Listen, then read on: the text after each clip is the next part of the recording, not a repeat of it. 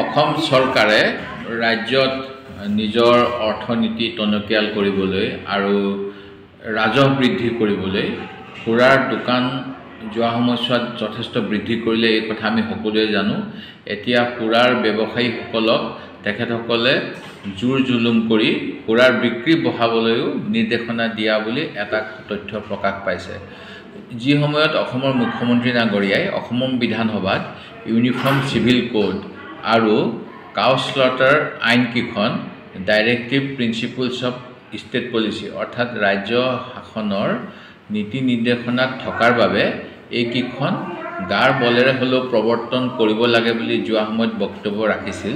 তেনে সময়ত আৰ্টিকল 47 আমাৰ সংবিধানৰ য'ত ৰাজহুৱা স্বাস্থ্য ৰক্ষাৰ বাবে মদৰ প্ৰচলন কমাব লাগে বুলি এটা কৰা আছে। সেই সময়ত একমাত্ৰ ৰাজ্যৰ ৰাজহ বৃদ্ধি কৰিবলৈ ব্যৱস্থা কৰিছে।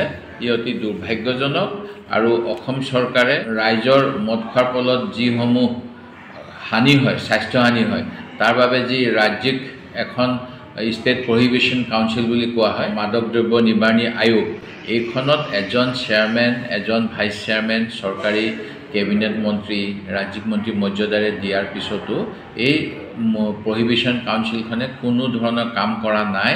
বৰঞ্চ ৰাজ্য চৰকাৰে দিনক দিনে সুৰাৰ পৰা ৰাজহ বৃদ্ধি কৰি অসমৰ জনগণক স্বাস্থ্যৰ হানিকাৰক যি মদ ইয়াৰ অধিক প্ৰচলন কৰিবলৈ যি ব্যৱস্থা কৰিছে এয়া দুৰ্ভাগ্যজনক।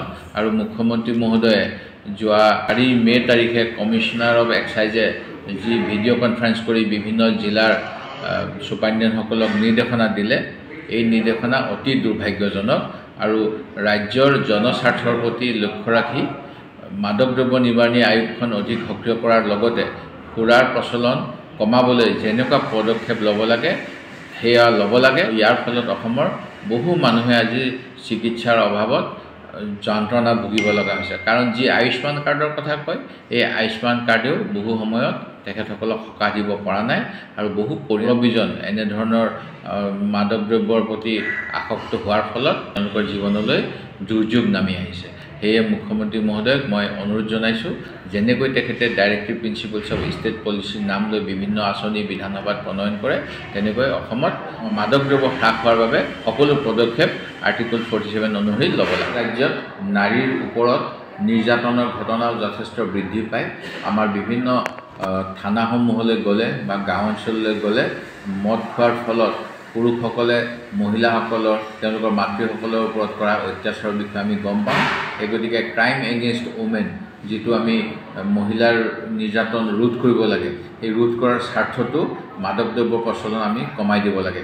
কাৰণ এনেকুৱা ধৰণৰ সমীক্ষা যথেষ্ট আছে, যাৰ ফলত গম পোৱা গৈছে যে মাদক দ্ৰব্য সেৱন কৰাৰ ফলত মহিলাৰ ওপৰত নিৰ্যাতন বৃদ্ধি পায় আৰু স্বাস্থ্য হানি হয়। মুখ্যমন্ত্ৰী মহোদয়ে এহাতেদি কয় তেখেতে আমাৰ ৰাজ্যখন 5খন শীৰ্ষ ৰাজ্যৰ ওপৰত স্থান দিব আৰু এতিয়া মাত্ৰ গাড়ী মটৰৰ পৰা কৰ সংগ্ৰহ, ফাইন সংগ্ৰহ আৰু মাদক দ্ৰব্যৰ নিচিনা বস্তু প্ৰচলনৰ যোগেদি তেখেতে ৰাজ্য শাসন কৰাৰ চেষ্টা কৰিছে, যিটো অতি দুৰ্ভাগ্যজনক।